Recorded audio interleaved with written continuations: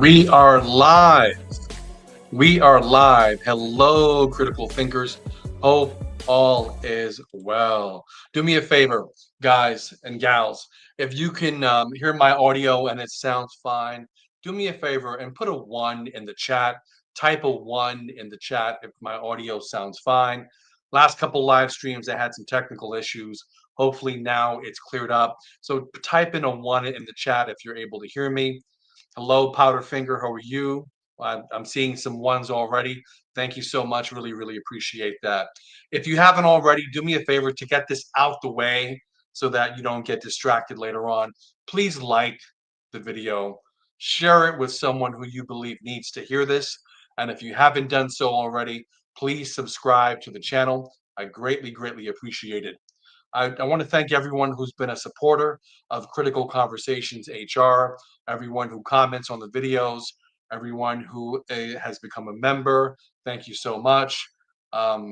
So tonight is not going to be a very long live stream. It's going to be a very short live stream, maybe about 15 to 20 minutes max.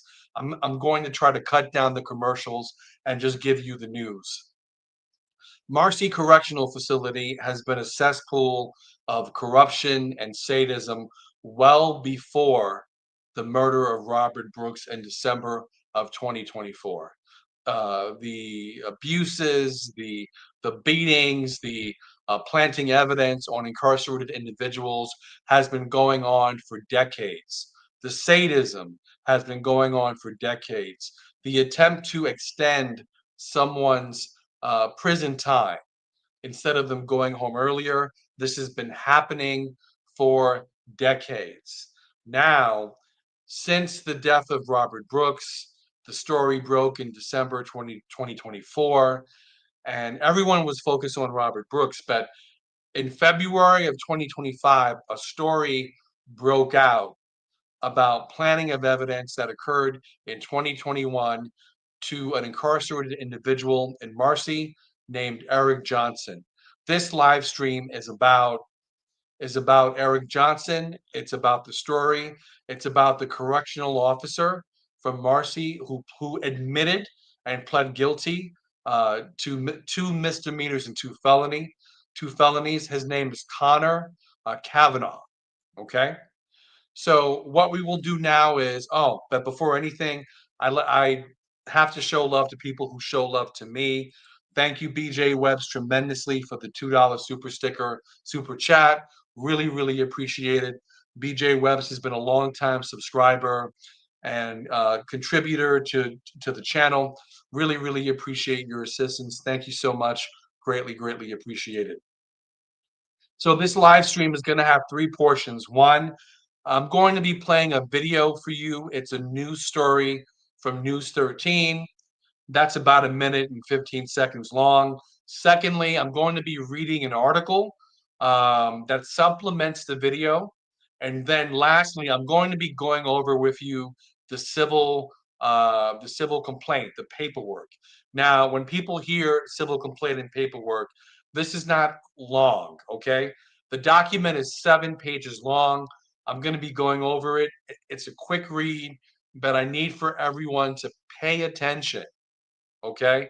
Pay attention to the civil complaint and what's being said, knowing that this correction officer admitted to planting evidence and has already pled guilty. This correction officer from Marcy has not been sentenced yet. He has not been sentenced yet. I don't know why. I'm trying to read up more, trying to do some more research. I don't know exactly what is occurring, but it could be very similar to the Robert Brooks to Officer Tromley, Sergeant Tromley, Kessler. They might be, so this officer might be testifying and turning in state's evidence on other correction officers in Marcy. That's just a theory. That's not news I'm reporting. It's just a theory as to why Connor Cavanaugh has not been sentenced yet. I might be wrong. Okay. So I'm going to play for you the video. Again, it's a quick video, but pay attention to what's being said. This is clip 1. Only on 13 for you, a former Marcy Correctional Facility inmate suing the prison. A correction officer, as well as several others, suing them all for what he says was planting drugs on him. The one CO officer here named in the suit admitted that the crime, he did it, and was actually charged for it. 13 Investigates obtained a copy of the lawsuit. That CO's charges as well, we got those for you. The incident, we're told, happened back in December of 2021.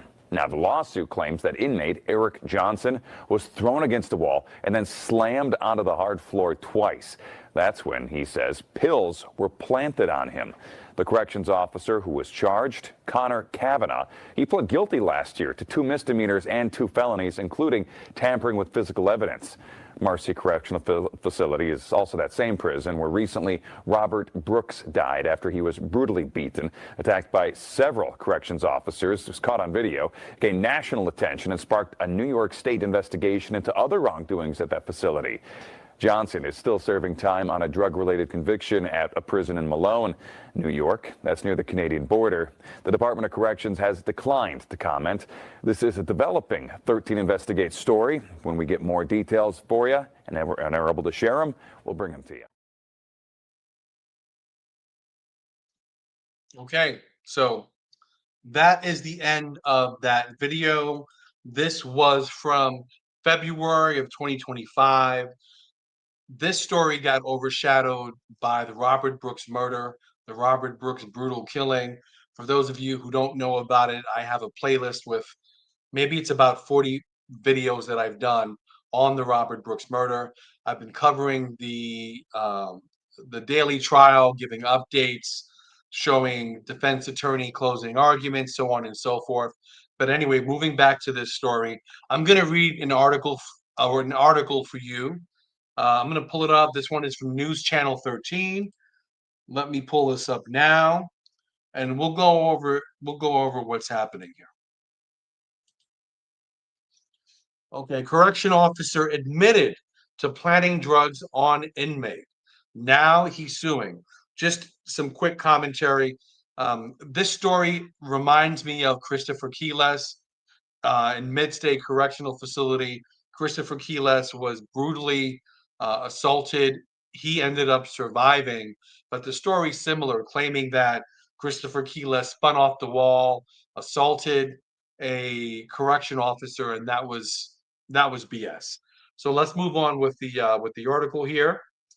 It says only on 13, a former correctional officer inmate is suing the prison, a correction officers, and several others for planting drugs on him.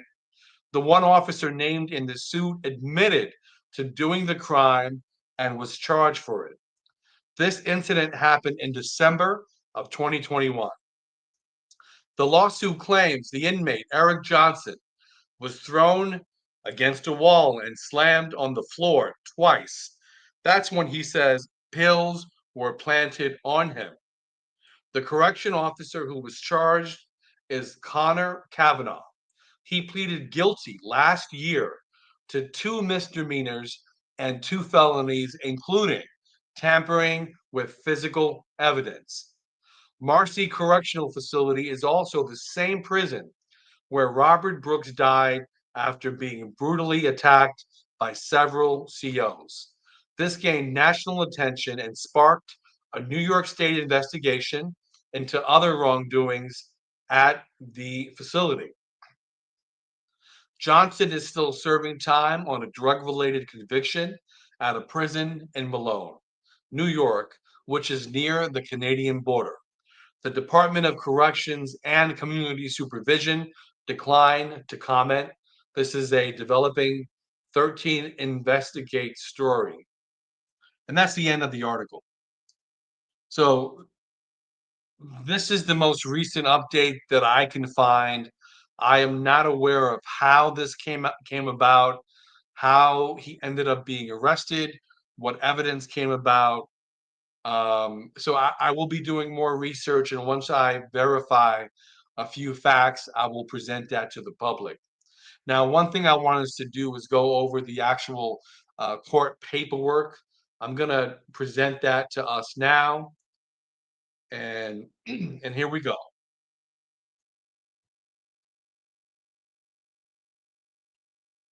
Okay, so this here is the civil filing, um, filed by Eric Johnson against the New York State Department of Corrections, um, Connor Cavanaugh, John Doe 1, John Doe 2, and Marcy Correctional Facility. So Eric Johnson is suing Docs as a whole, this correctional officer who pled guilty, two unnamed correctional officers, and Marcy Correctional Facility. And I'll start off reading from parties.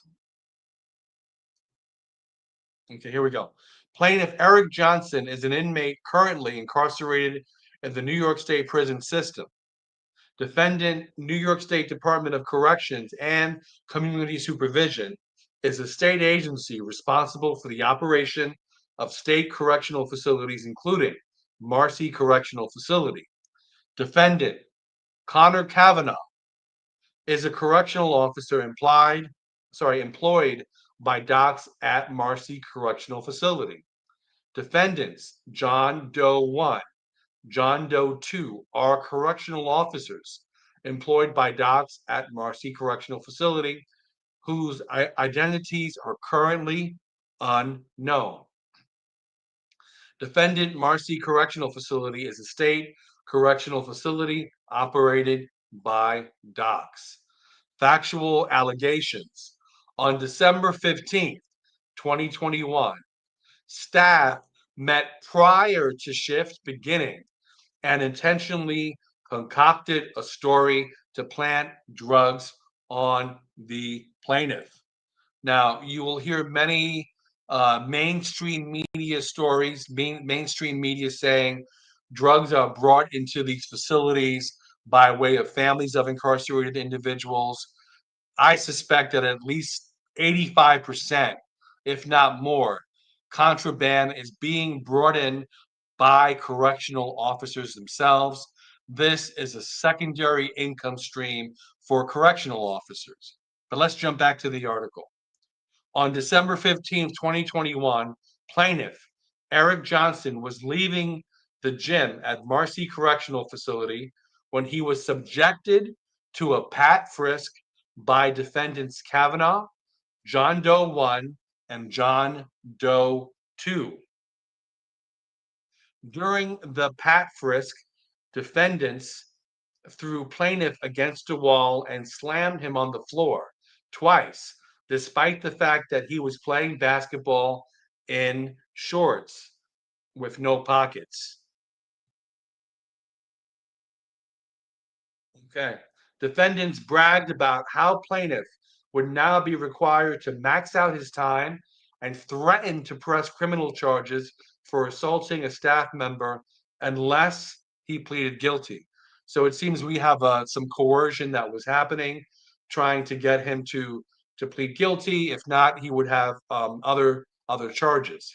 Number 12, the Office of Special Investigations (OSI) accused plaintiff of carrying drugs and found him guilty after a trial, despite not recovering any evidence prior to the hearing. So this was something I didn't quite understand. So is this saying that OSI and Dots did not obtain any of the pills that were planted until the hearing began? So that's just a point of clarification I'm not clear about, but let's move on. Number 13, during the assault, plaintiff was punched in the ribs and maced by defendants who also threatened him not to tell the nurse or it would get worse. As a result of the incident, plaintiff was required to max out his time and was placed in solitary confinement for 2 to 3 weeks, then transferred to Governor Correctional Facility and placed back in the box from December to April of 2022. Just very quickly, this is a common theme in terms of alleging an incarcerated individual spun off the wall, attacked a correction officer, placing or planting evidence, planting weapons and contraband on the individual, and then to add insult to injury, beatings, and then put in the box. Let's continue on. While in the box, plaintiff was only allowed to shower 3 times a week, was fed at 3:30 p.m. for the night, and had food taken from his cell during searches. Plaintiff was mentally affected by the conditions of his confinement, began talking to himself, and was denied mental health services. An immediate family member died during plaintiff's max out period, and his request to attend the funeral was denied. So my interpretation of this was, the time that he was maxing out his sentence because of this wrongful charge is when a loved one passed away, and he could have been out on parole, that was denied to see his denied to go to the funeral. 18. Plaintiff was denied entry into the Alcohol and Substance Abuse Comprehensive Treatment Center, ASACTC program, which should have given him an open release date. 19. Plaintiff spent Christmas, New Year's, and his birthday in the box. 20. After his release, plaintiff began self-medicating with substances to cope with the trauma, leading to his subsequent arrest and return to prison. Wow. All right, let's move on. By the way, there's someone identifying himself as Eric Johnson. If you do want to come on and chat with me, let me know. Obviously, the most important piece of this is your case. Some attorneys don't recommend plaintiffs to do interviews or to speak publicly, so I will say that. But if you do want to come on, by all means, I can throw you the link in the chat. Okay, number 22.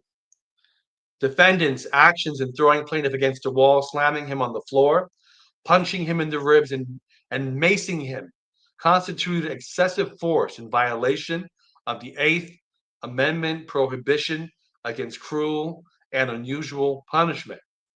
Second cause of action, false imprisonment and malicious prosecution in violation of the Fourth and 14th Amendments. Plaintiff repeats and realleges the allegations contained in paragraphs 1 through 22 as if fully set forth herein. Defendant's actions in planting drugs in plaintiff's cell, falsely accusing him of carrying drugs and finding him guilty without evidence, constituted false imprisonment and malicious prosecution in violation of the Fourth and 14th Amendments. Third cause of action, denial of due process in violation of the 14th Amendment.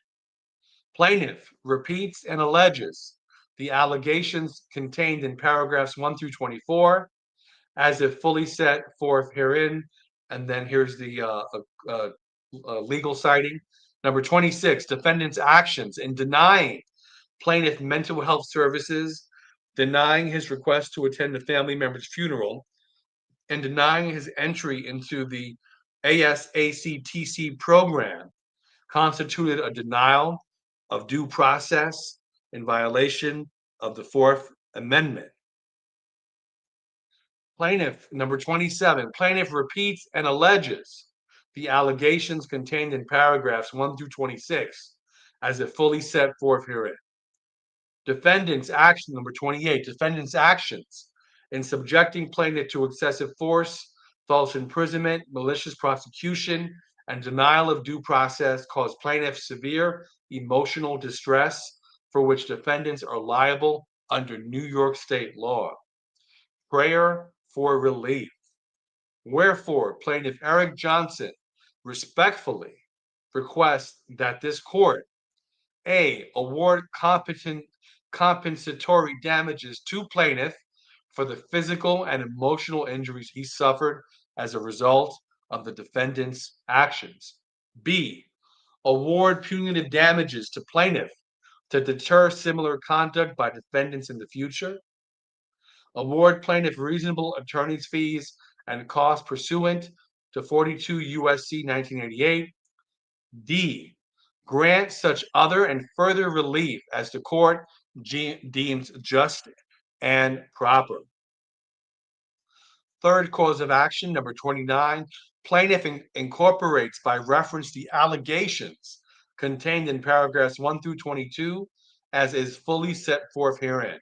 30, defendant's conduct was extreme, outrageous, and intended to cause or was done with reckless disregard for causing emotional distress to plaintiff.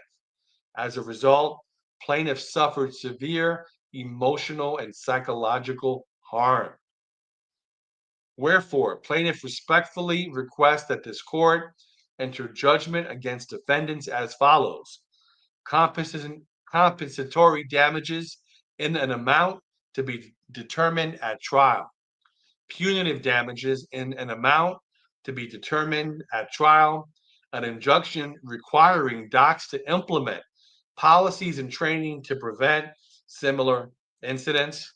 I don't think that's going to happen, but number 4, costs and reasonable attorney fees and such other and further relief as the court deems just and proper.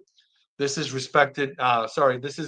submitted by Daniel R. Smalls and Jasper L. Mills. I've seen those names before in other court filings. And that is the end of that document. Wow. So when people show me love, I in turn want to show them appreciation. I do want to thank a new member, Sandra Renfrey. Thank you so much for becoming a member and supporting the channel. Greatly, greatly appreciated. Thank you so much for doing that. I appreciate that. So here we have this story. Story broke in February of 2025.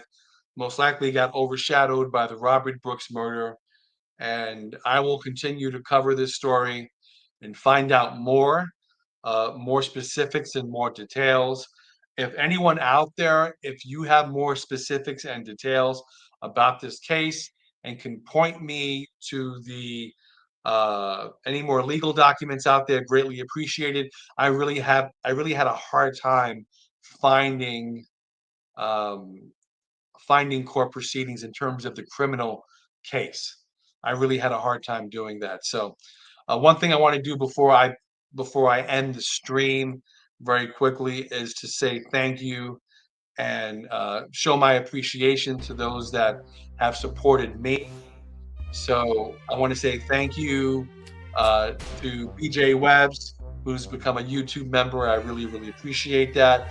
And thank you tremendously again for even more support for the super chat. Super thanks. Thank you for that. I really, really appreciate that.